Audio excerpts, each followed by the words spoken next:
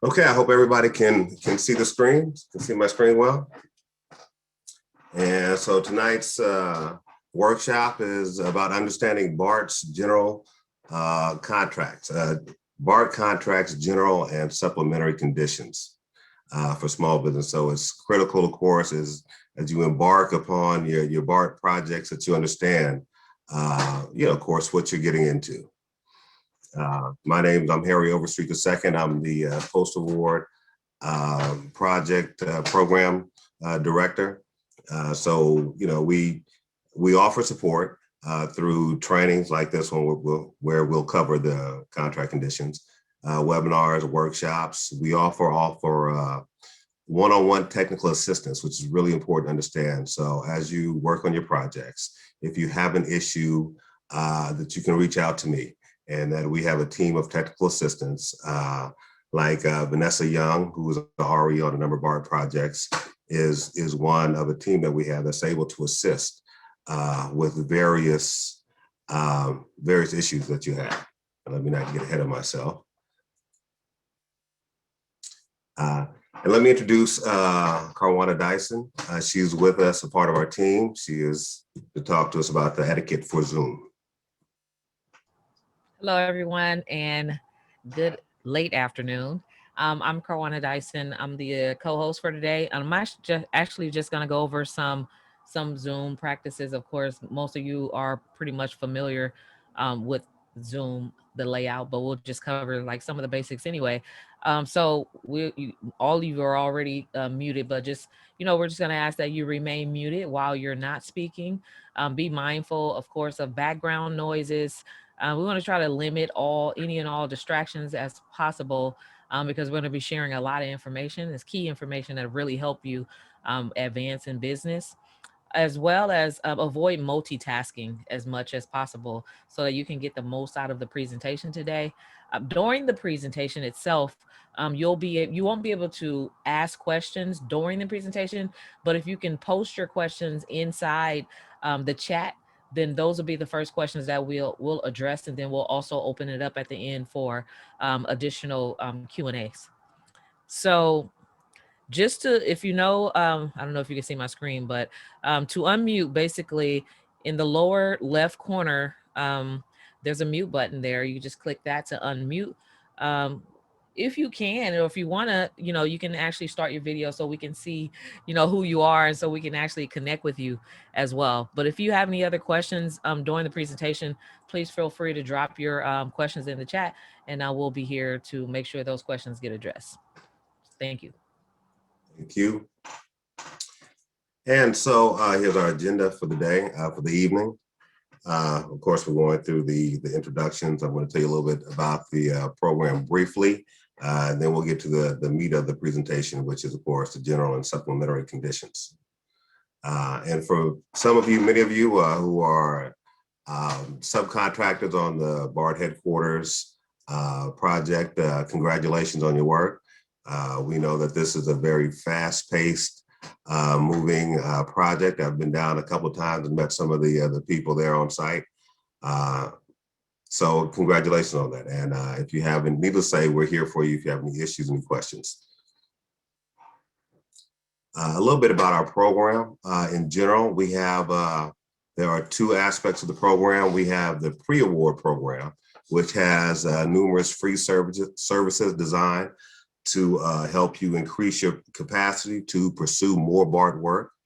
And then, of course, once you acquire that work, on the post-award side, we're here to help you perform well.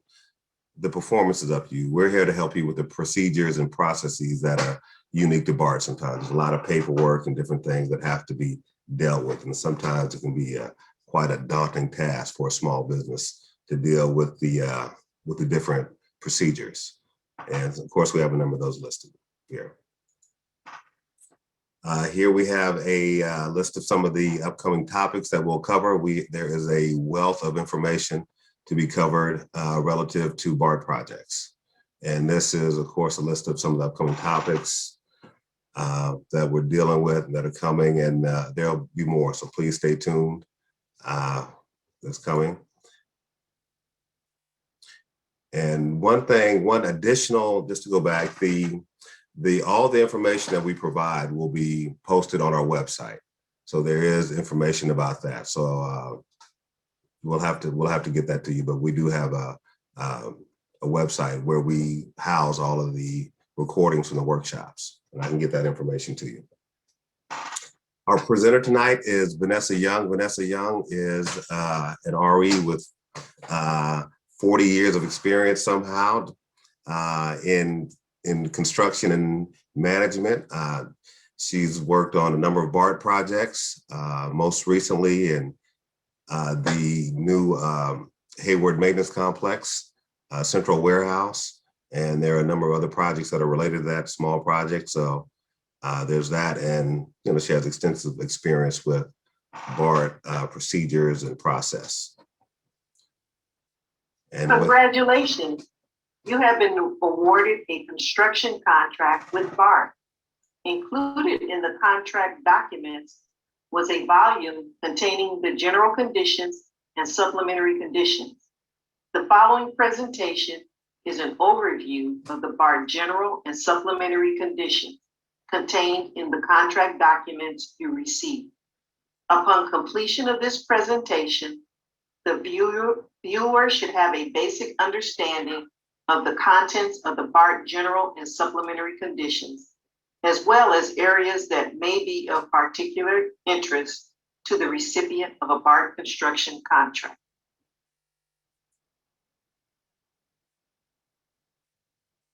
This presentation will discuss the general conditions and supplementary conditions and how they define how BART contracts are administered. We will define the general conditions and supplementary conditions, explain how the general conditions and supplementary conditions are linked together in the contract, highlight key sections of the general conditions and supplementary conditions that may be of particular interest to the construction contract recipient, including change orders, payments, schedules, claims, differing site conditions, and DBE and SBE requirements. This presentation will discuss the general conditions and supplementary conditions and how they define how BART contracts are administered. We will define the general conditions and supplementary conditions, explain how the general conditions and supplementary conditions are linked together in the contract, highlight key sections of the general conditions and supplementary conditions that may be of particular interest to the construction contract recipient, including change orders, payments, schedules, claims, differing site conditions, and DBE and SBE requirements. At the end of this presentation, you will have an opportunity to ask questions.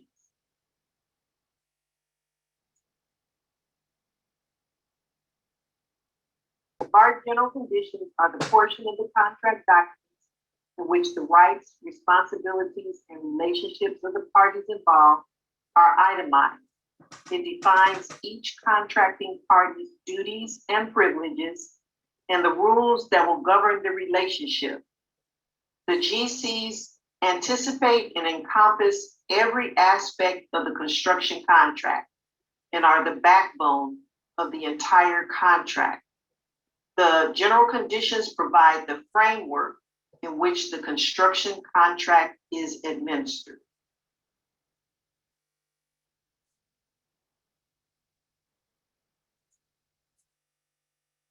There are 9 articles included in the BART general conditions that discuss everything from soup to peanuts. The intent is to cover all aspects of the contractual relationship of the parties. Article GC1, abbreviations, definitions, and general terms, describes abbreviations and definitions used throughout the document. Article GC2, bonds and insurance, discuss the requirements for performance and payment bonds, including the period for which the bond is in effect. And Article GC2 also directs the contractor to the supplementary conditions to find out what BART's insurance requirements are for the contract. Article GC3, execution of the contract, discusses executing the contract within 10 days of the receipt of the notice of award. Workers' compensation requirements, as well as access and haul routes to and from the job site, are also indicated. Article GC4, scope of work, is an article of the contract which will be discussed in more detail later in this presentation. GC4 primarily discusses contract changes. Article GC5, control of the work, identifies the parties involved in the contract and their roles and responsibilities, including the engineer, contractor's representative, and subcontractor. Article GC6, control of materials, talks about the materials used in the contract supplied by the contractor and/or BART. Article GC7, compliance and liability, discusses ordinances, rules, and regulations to be followed in the conduct of the contract, including labor laws, taxes, and environmental issues. Article GC8, prosecution in progress, details issues around the scheduling and delays. We will discuss Article GC8 more in depth later in the presentation. Article GC9, payment records and claims, talks about payments, force account work, markups allowed on labor, material, and equipment, and the claims process. We will discuss Article GC9 more in depth later in the presentation. The BART supplementary conditions follow the same format as the general conditions of the contract.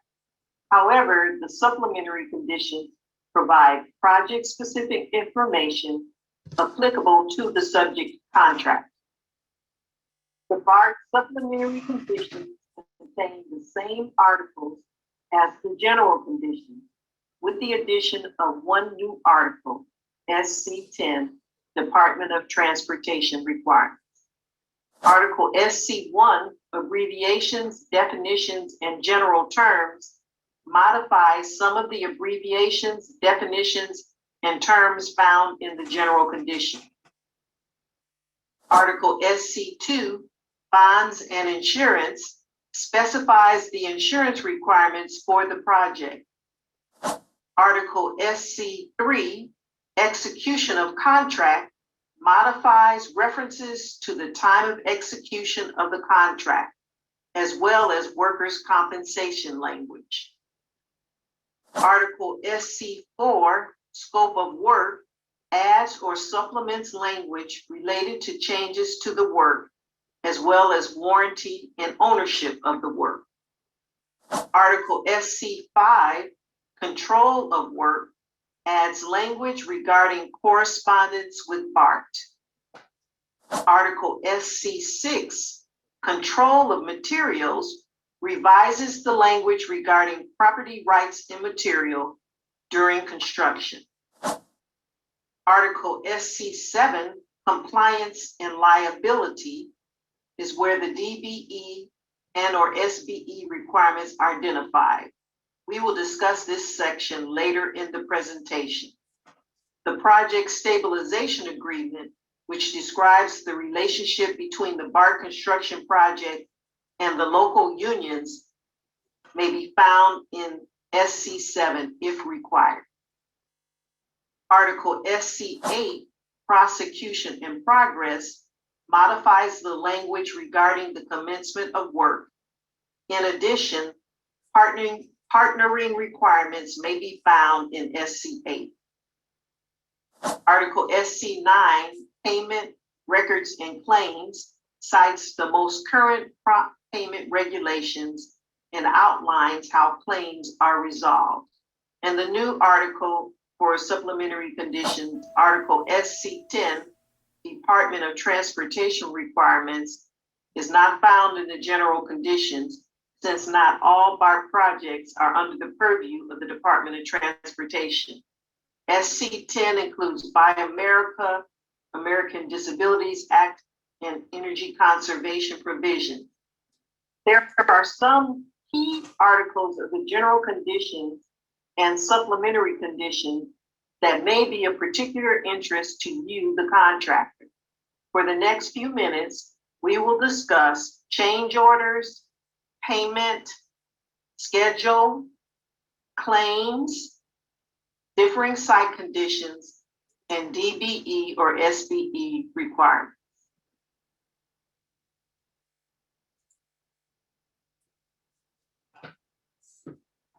Change orders.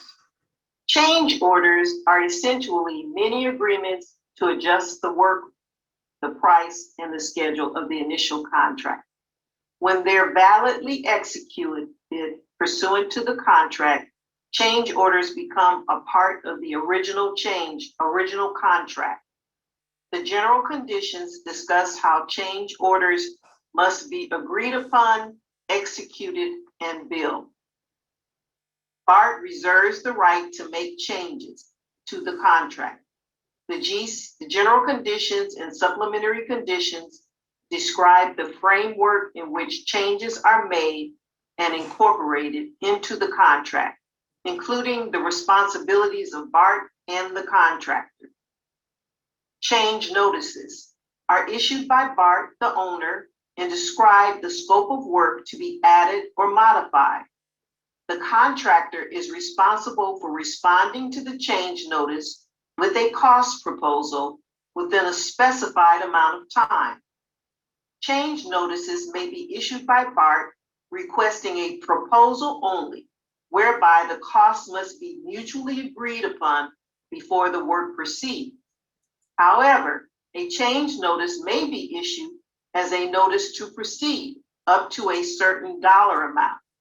With a notice to proceed change order, the contractor may immediately proceed with the work on a time and material basis, also known as force account, while developing the cost proposal.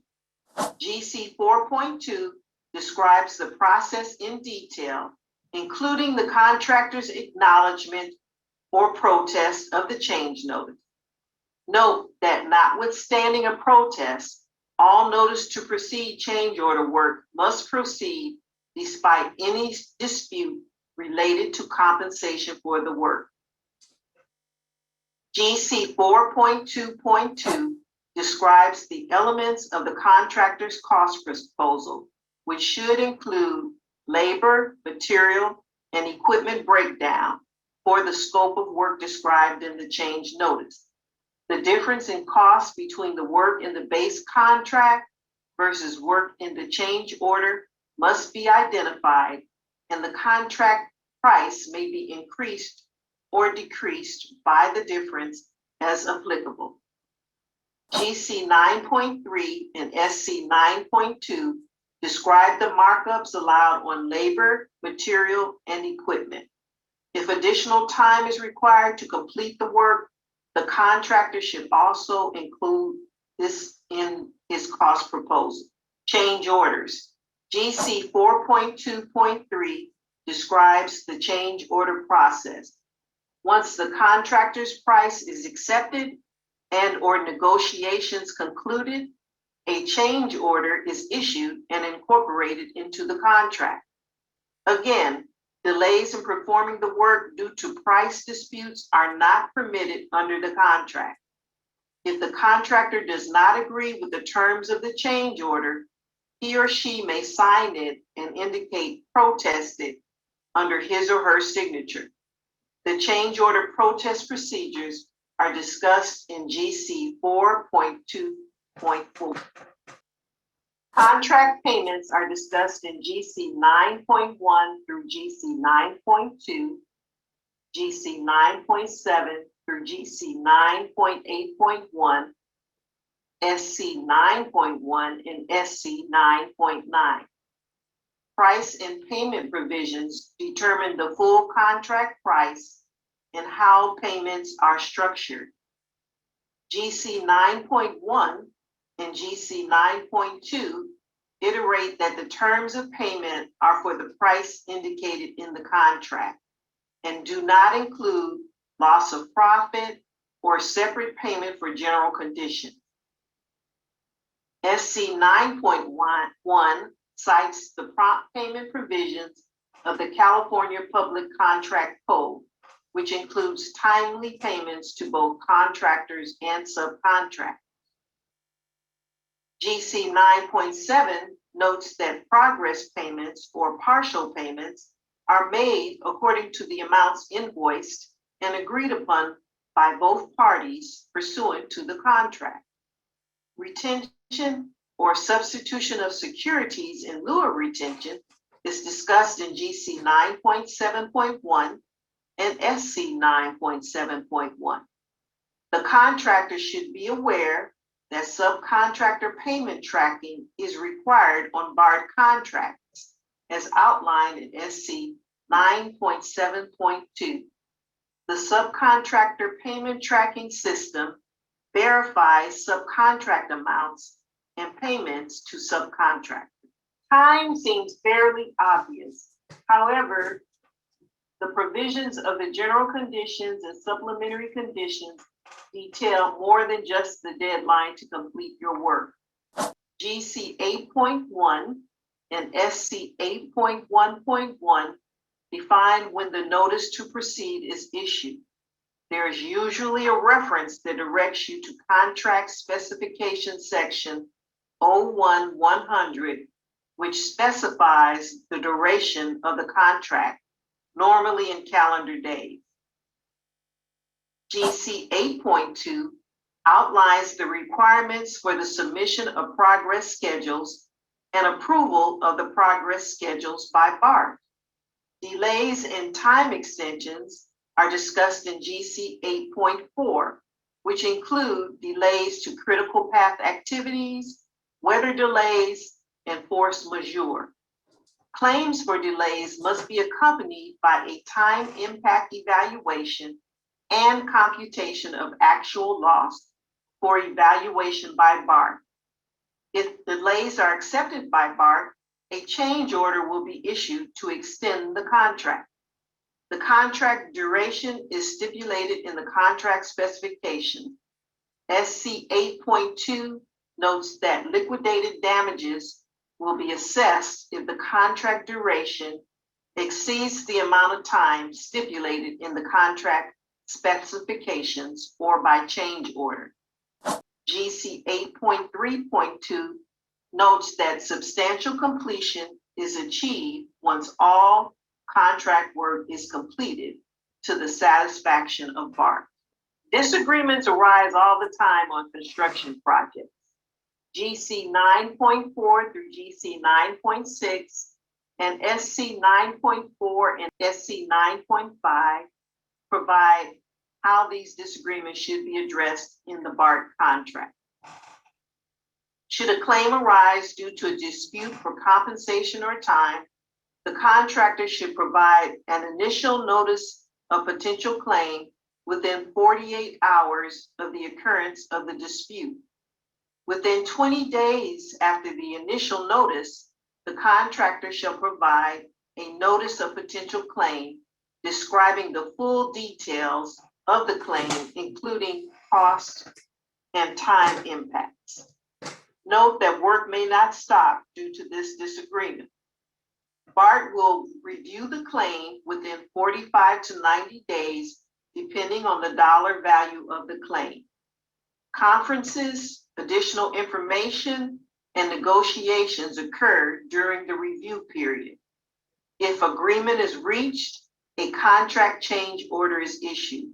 If agreement cannot be reached, SC 9.4 and SC 9.5 detail the next level of the resolution ladder in the resolution of the dispute, which is either arbitration or a dispute review board. Differing site conditions.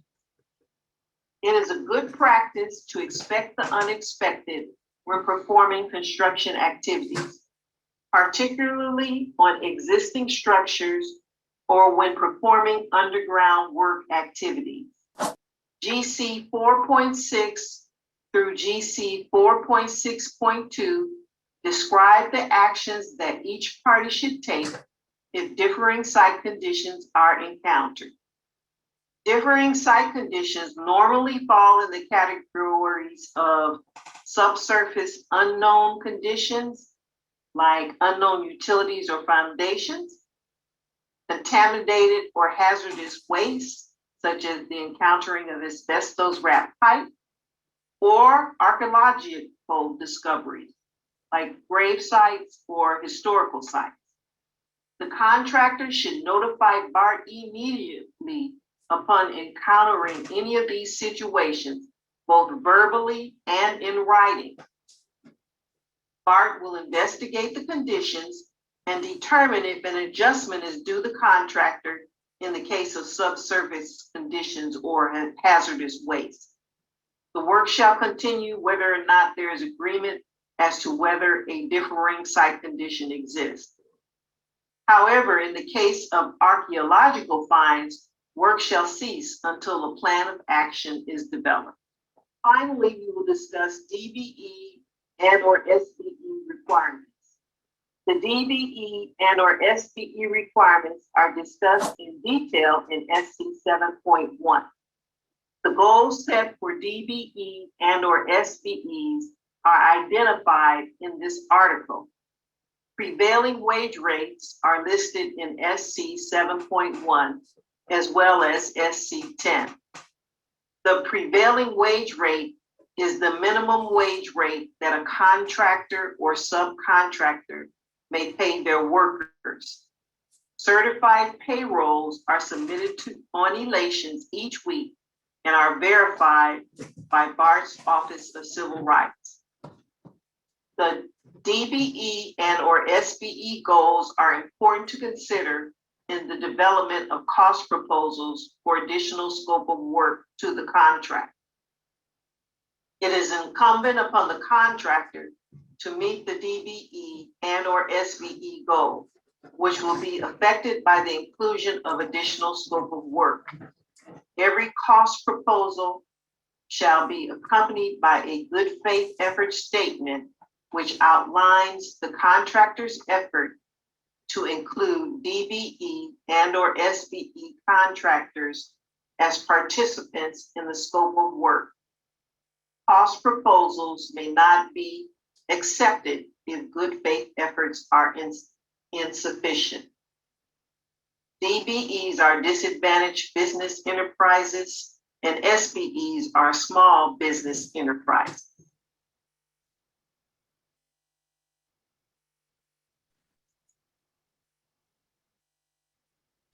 So that concludes our presentation, and I hope that you got something out of it. We are hoping that the takeaway from this presentation is that you get an overview of what's in the general conditions and the supplementary conditions, as well as recognizing that the supplementary conditions provide some project-specific information that needs to be addressed that may be a little different from what the GC said. I didn't see any questions in the chat box, but I'm sure that you have some questions. I appreciate your attention to this presentation, and I'm going to turn it over to Karwana so she can let me know if there are any questions in the chat box. And if she doesn't have any questions, I have some questions for you to see if you were paying attention. Yeah, first I want to say thank you so much for putting together that very informative presentation. And before we dig into the Q&A sessions, I wanted to see what are the 2 or 3 things you want the small business audience to take away from today's workshop? Vanessa.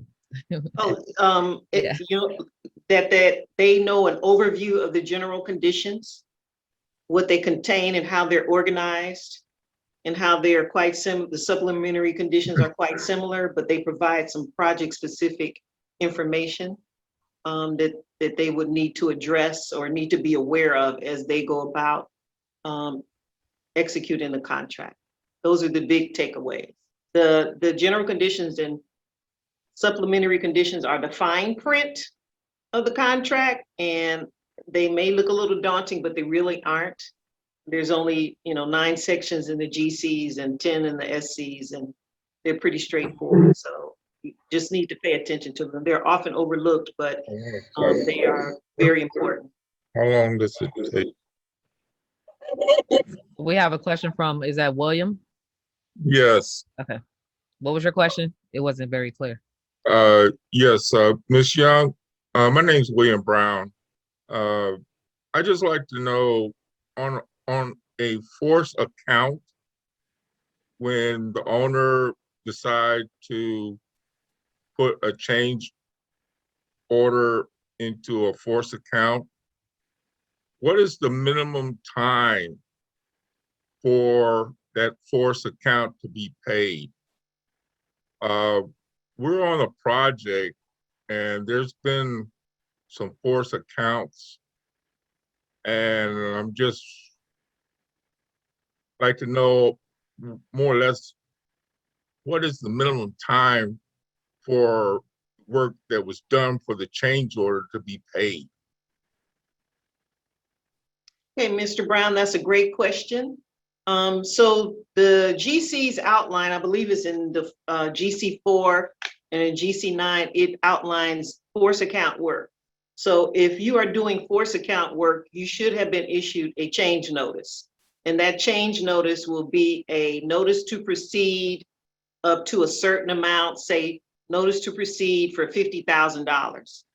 And the language in that change notice will say something like, when you get within 70% of that $50,000, you are to notify BART.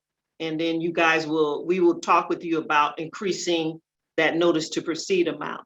As far as the payment of it, it all depends on when you invoice. So when you have done the work, I don't know if you're a general contractor or subcontractor. I'm a sub.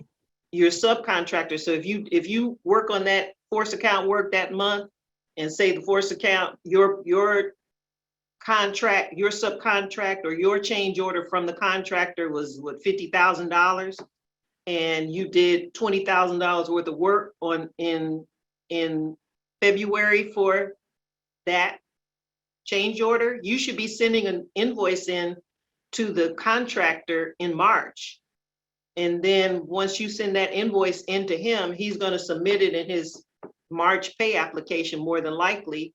And once he submitted it and it's approved, within 30 days, BART will pay him the invoice, and he has 7 days after he is paid to get you paid. That's part of the California Prompt Payment Act. So within 7 days after the contractor is paid by BART, he has to pay his subcontractor for any work, contract work, force account work, change order work, whatever you've billed for. Within 7 days after his receipt of payment from BART, he has to pay you. Okay, with that being said, Ms. Young, I don't believe we're not getting paid on that force account. We have, the general contractor has let us know what you're saying about when you get to a certain amount, let them know. We have reached that certain amount and passed, and have informed them. They have the invoices on the T&M tags, and we have not been paid. And this actually started in November of 2020, and we're in March. And we have reached out to the GC, and the GC has not really have told us anything sufficient as far as payment on the T&M. Now, the original contract amount on our portion of the bid has been paid, but all the force accounts and T&M tags has not. And like I said, from November of 2020, and we're in March, about ready to jump into April in about a week and a half. You know, that's my concern right now. as far as being an SB and a DBE, that we're taking on too much water. We're doing the work, but the T&M and force account is not being paid. I don't know if there's anyone here from OCR on the line, but that would be something that I would take up with BART OCR. Yeah, Hey, if I could, and if I could just jump in here, Mr. Brown, I mean, that's something that we're here to help with. So depending on what the project is, I'm the person for you to contact in regard to the program. What I can do is I can go to I can talk to the CM team and get in contact with the project and get a status of what's going on with the project and find out where that is.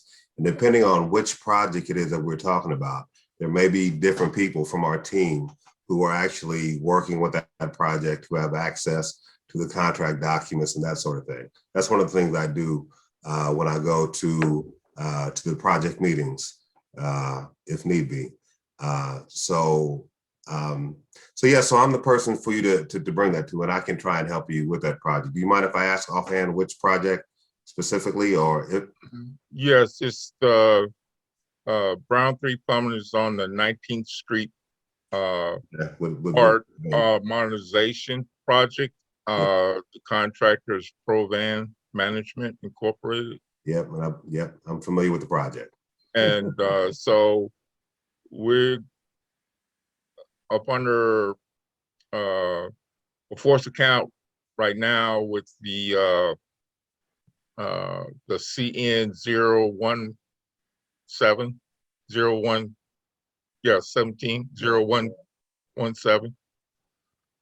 And so, like I said, we're holding on, but it's like, it's really squeezing us, because again, we're doing our contract amount that we agreed with Provan, and we're taking on this force account, which is a change order. Nobody didn't foresee these changes, but yet, like I said, from November 2020, and we're about ready to hop into April, we haven't received nothing, and we've gone way past, throw up your hand when you pass this mark.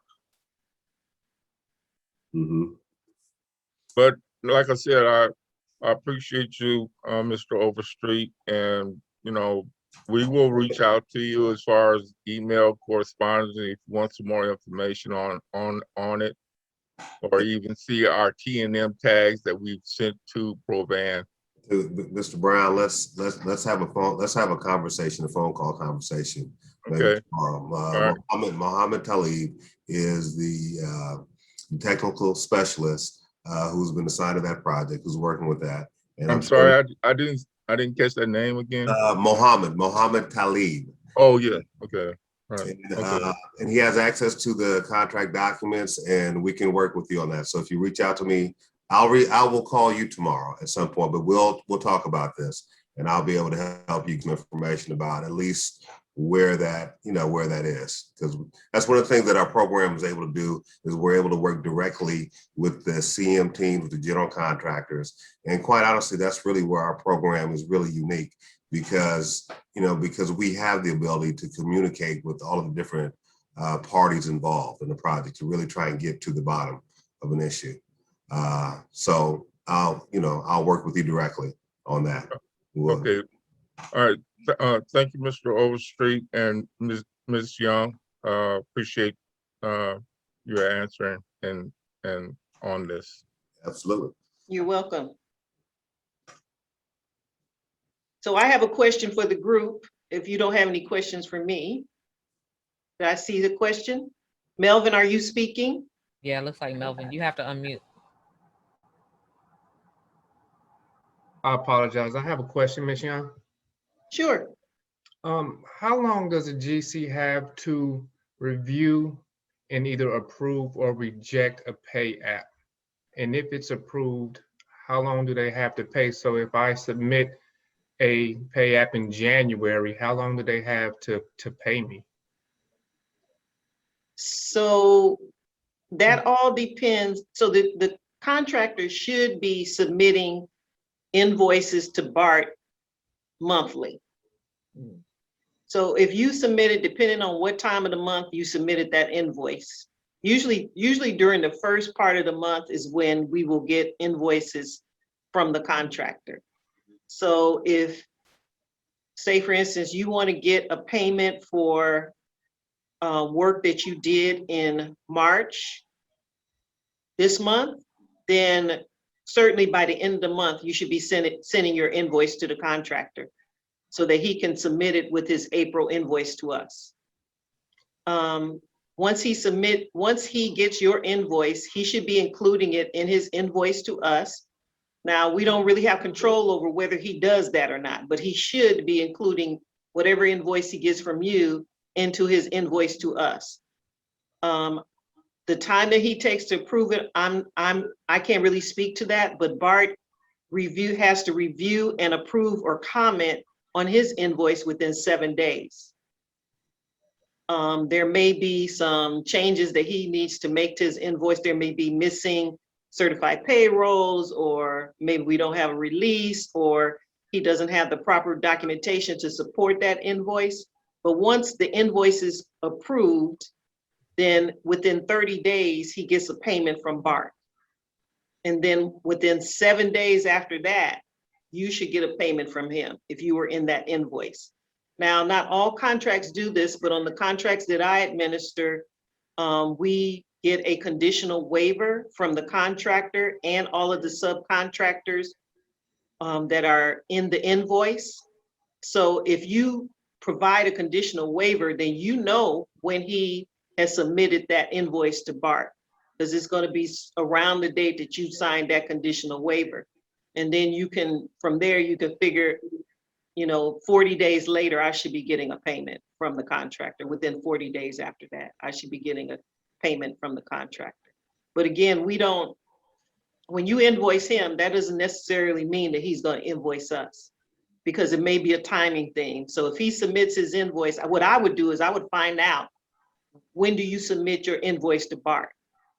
And then I would make sure that I had my invoice to him at least a week prior to that, so that he has time to look at my invoice and approve the invoice. The other suggestion that I make is that instead of just sending him the invoice, arrange to have a conference with him to show him what you're going to invoice. So if there's any disagreement on what the invoice amount is, you guys can discuss it and agree upon, what that difference is prior to you submitting the invoice. So you don't have to do a lot of going back and forth. You can pretty much know what the contractor is going to approve for payment to you, and which is similar to what we do with the contractors. Before the contractor submits the invoice to me, he will submit his schedule of values. We'll talk about, what he has on the schedule of values and make adjustments. And then that's usually a week before he submits his invoice. And then he'll submit his invoice to me. So I would recommend you do the same thing with the contractor. When you get ready to submit your invoice, have a meeting with him and talk about what you're submitting.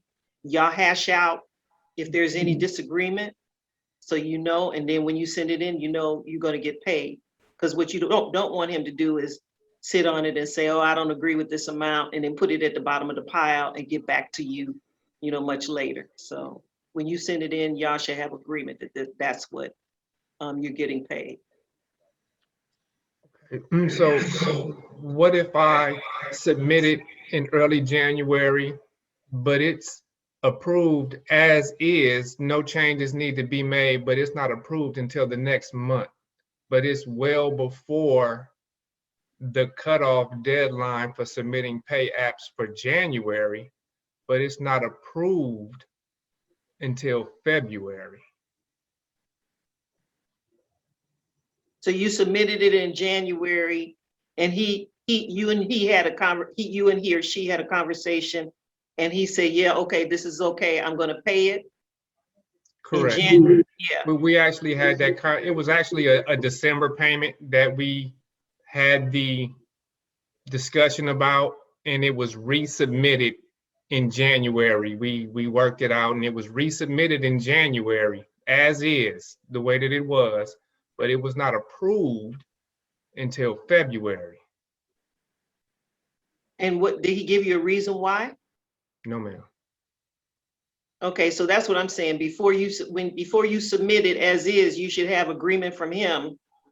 You know, it could be an email. Okay, this is what we talked about, and this is what I'm going to submit. Okay, so then there's no reason for him to have to try and remember or anything, that he did in fact approve this invoice.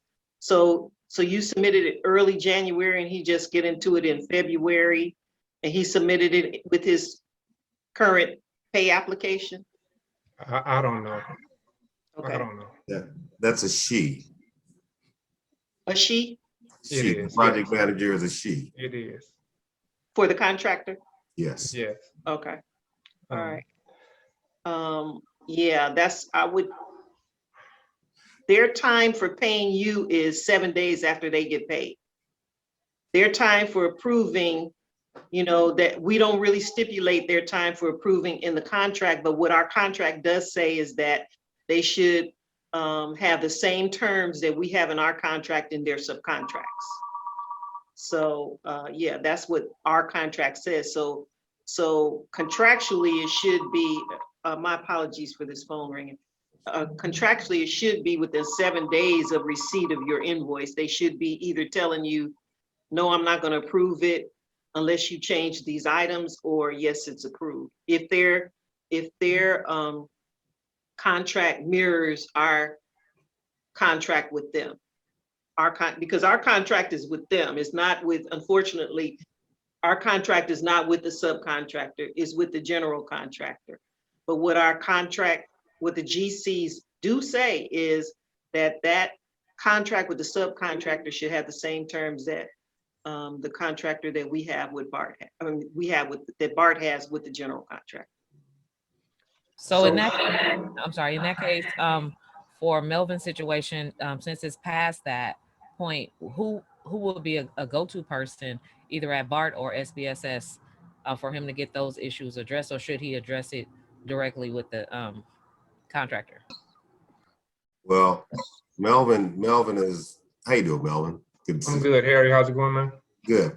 Melvin is working with Muhammad on, you know, and we have a long relationship, of course, you know, with Melvin on numerous projects. So he, you know, he can check in, needless to say, with Muhammad and get some of the details specific to the project, because, you know, Muhammad is very familiar with that project.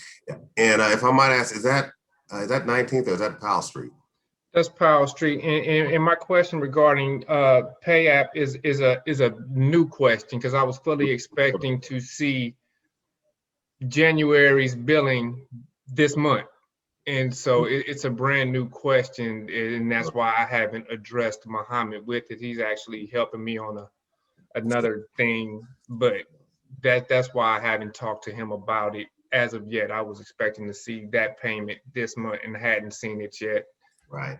But I got a B2G now for a material billing that we put in for February, and I got that B2G now. So what I expected it to also reflect the payment from the billing from January, and it didn't.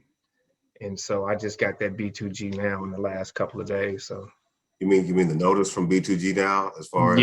yeah. And when they asked me to approve an amount, it didn't include the billing from January. So that you know, I had to go check my mail at the office and, you know, see if it was there. I fully expected it to be there, and it wasn't. And so that's why I hadn't brought Muhammad into the loop yet, trying to address the issue with payment. But So you do them like they do us, like the contractors do us. And they say, where's my money? You know, I get all the call, when you gonna pay me? Where's my Right. money? I get that a Right. lot. So right. you are, I would recommend you do that, you know. Yes, ma'am. And then I don't know what, like I said, I don't know what the terms of your contract is with that contractor, but the BART contract and California law says that if the contractor or subcontractor is not paid within a certain amount of time, they can charge interest. They are owed an interest payment. So you want to leave that one, you know, for your ACE card if they don't cooperate, but that is a provision of the California state prompt payment laws. And if I can add, in the past, we've been able to pull a pay app and kind of break it down and see if there were certain charges. I guess if there were certain subcontractor invoices, I guess push forward, if I put that correctly, and that will build in the app, and then you of course monitor through B2G now, and then of course the other thing we do is we bring in the contract compliance officer on the project, who and of course prompt payment is within the responsibility of duties of the contract compliance officer on the project, and of course at that point they have the ability to review all of the information and make a determination and do what's appropriate. That's another thing we do in the program. If there's certain things that are beyond our scope of ability to assist, then we refer those issues to the appropriate parties, whether it be the contracts compliance officer, the labor compliance officer on the project. Understood. Thank you. Absolutely. So we'll talk more about that, Melvin, also, so I can get the update, and we'll bring Muhammad on that. Okay. Thank you. Absolutely.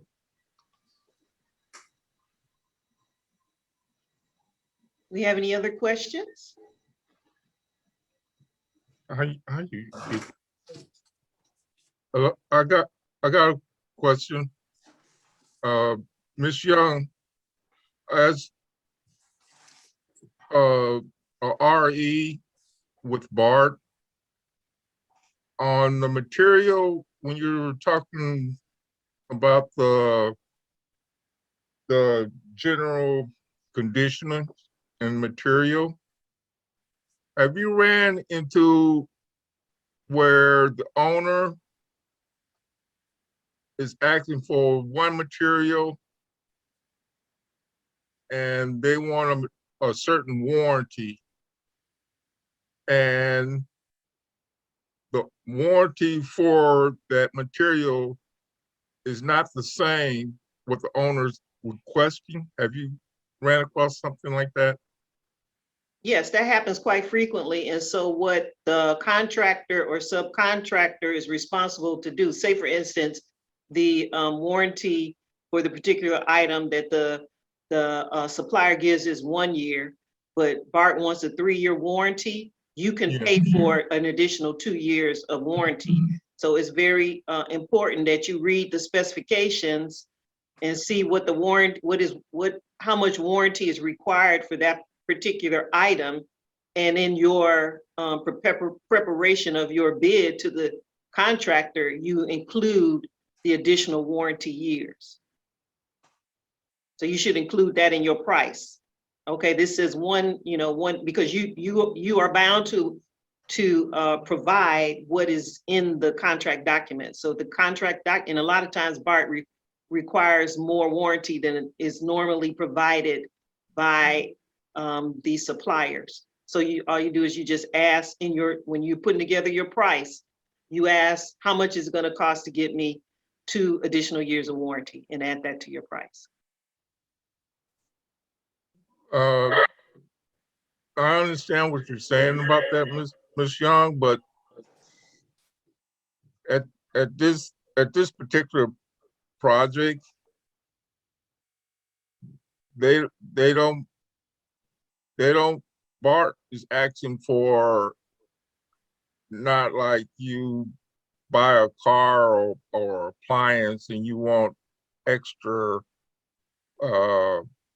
warranties per year that you want. Let's say you want that extra 3 years, so you pay the extra 3 years for that appliance or for that car repairs. This particular fixture or appliance has it, but it does not seem like it does not meet what BART is asking for. Just, In terms of length of time, or? Yes, as far as length of time, because the way the wording on the general condition is once this fixture is installed, let's say Provan and Brown 3 Plumbing install this appliance sometime this year, but the project does not end in 2023 or 2022, that's when they want to start the warranty. Right, Okay, that's correct. they want the warranty from the time it's installed to it's past when it's finished. But there's no way of knowing when the project is finished. And that's where I'm getting like, well, the manufacturer's only offering at max this warranty. And then yet, when I look at the BART facility regulations and specifications, it already stated 1 year. So I'm just like confused, like, well, I'm going by BART facility specs, and then when you look at the general conditions, it's beyond further than what the actual warranty should be. And especially this particular item has been installed throughout the whole BART system. And I'm just wondering, why is this certain project, the general conditions and the BART facility specifications is not all on one core? And that's where I'm just asking, have you ran across something like that? So that is where, that's an excellent question. And that's where the GCs and SCs are really helpful. So if you go to GC5, it's going to tell you the precedence of documents. And that's in the control of the work section. So the SCs, the supplementaries are top. They rule over everything. The general conditions are next.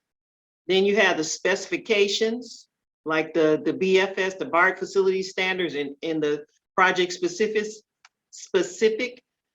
specifications, Right. And then you have the drawings. So the supplementary, the general conditions supersede whatever the specs say, and the supplementary conditions supersede whatever the general conditions say. So you should follow, the top tier, whatever the top tier is, whatever the most stringent of those specifications are.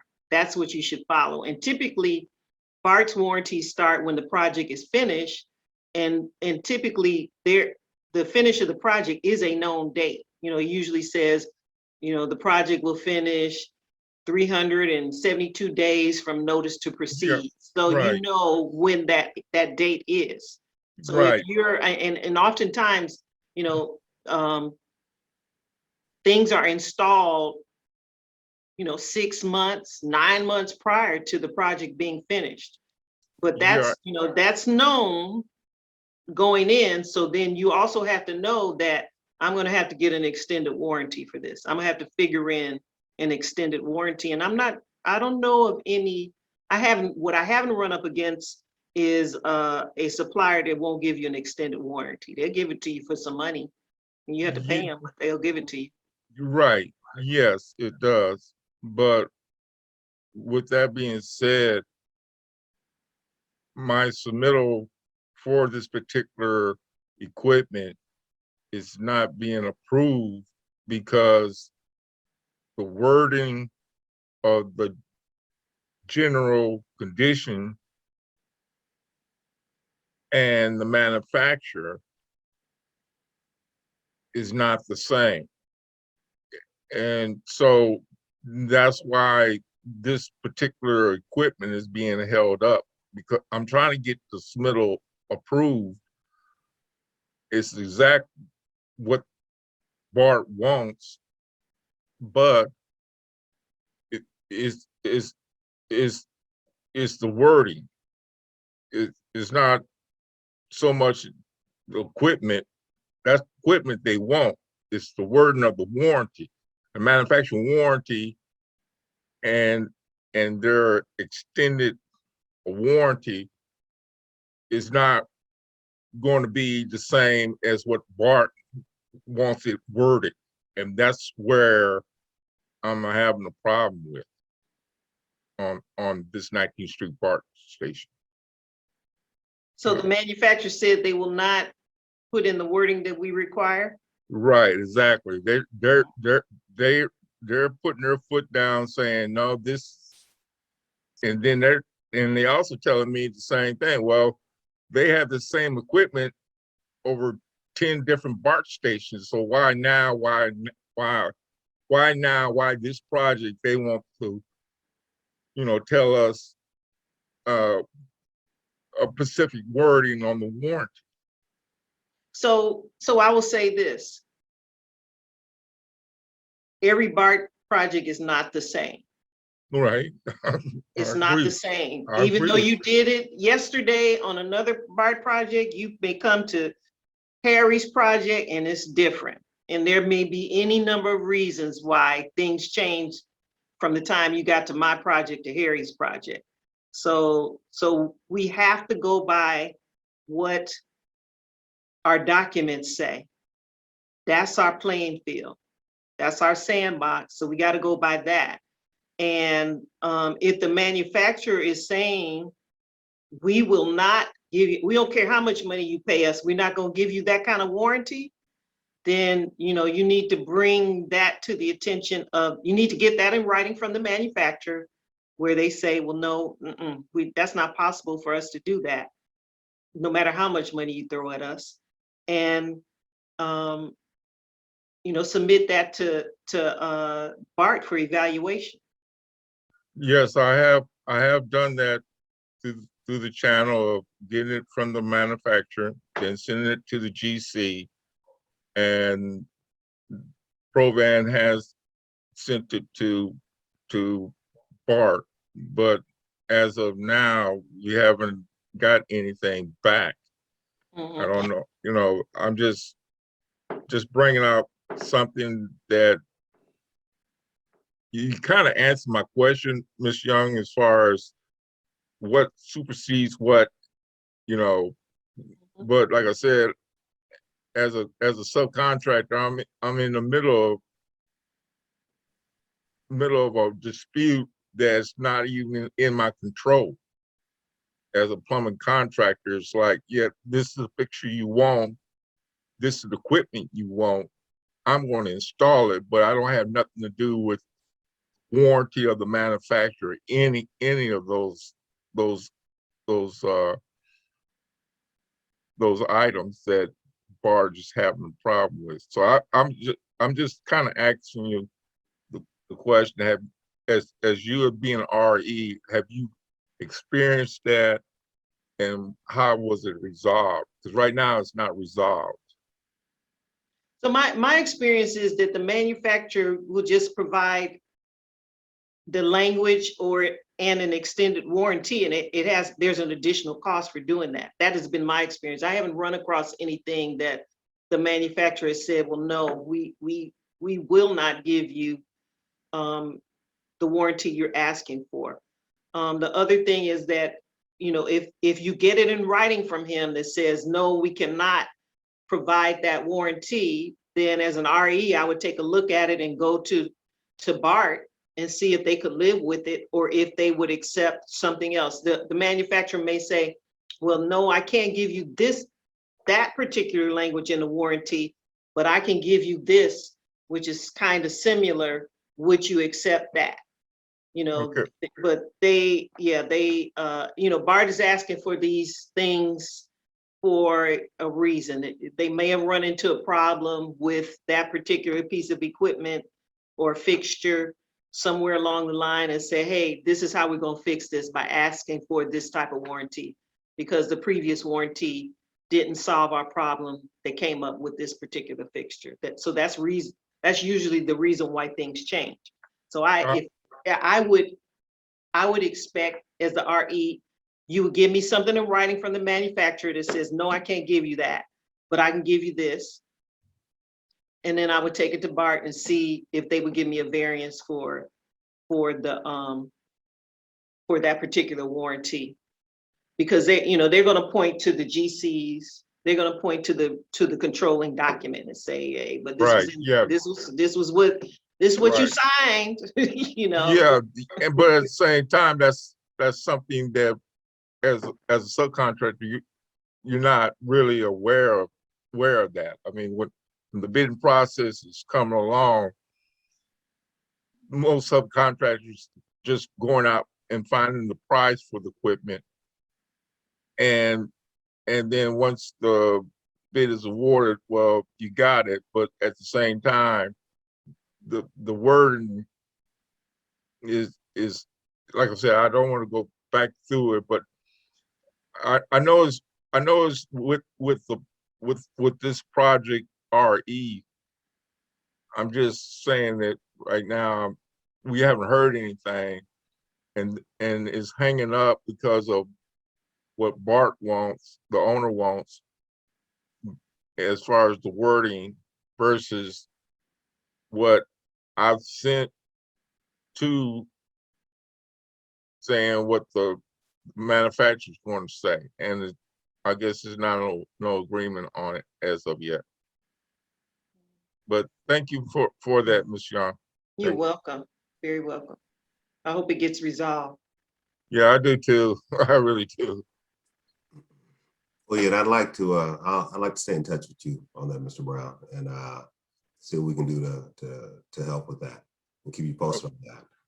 Okay, then. Because I have the, like I said, because I have the ability to attend the meetings, and I know Muhammad is. I'm pretty sure Muhammad has been to that project meeting also, and so we can try to get some information and at least get the status on where some of the submittals and the different things are. You're right. Yeah, because as of now, I haven't heard anything, and I'm just curious. That's all. Yeah, no, we can help with that with communication. Okay, thank you, Mr. Overstreet. Absolutely. And then you're gonna have to stop calling me Mr. Overstreet at some point. I'm just old school. I'm sorry. I'm just old school. I call Mrs. Young. I see your first names, but I guess a part of it is because my dad was in the military, and in the military, everything is the last name. So it's I appreciate it, and I got it, but we're gonna get past it. So. Okay. All right. Were there any other questions? I think we're kind of at the end of our time, unless someone else has a question. So I'm gonna turn it over to Harry. Okay. To close us out. All right. Thank you. Absolutely. So again, thank you, Vanessa, for the great information. That's really critical to everybody's and all the subcontractor success on the project, understanding the contracts and and understanding their rights also as it relates to the contracts. So thank you with that. Of course, here is my my contact information. Please feel free to reach out to me if you have any questions, issues or concerns about your project. We can, one way or another, we can answer. Either if it's not something we can deal with, we can ideally point you in the direction to somebody, to a department who can address the issue that you're dealing with. We just don't want you to feel like you're unheard and have no help. That's what we're here for. And so with that, I don't know, Karwana, am I missing anything? I think that concludes everything. Yeah, no, you're good. Everything is good. Okay. Well, then, thank you. Thank you, everybody, for attending. We're going to get this posted and this information up on the website, so it'll be available in the future. Again, I'm Harry Overstreet. If you have any questions, please feel free to reach out to us in the program so that we can help you on your BART project and keep you pursuing more projects. Okay, thank you very much. You're very welcome. Yes, thank you, everyone, for your you. attention. Thank you. Yep, thank you. How do you get out? All right.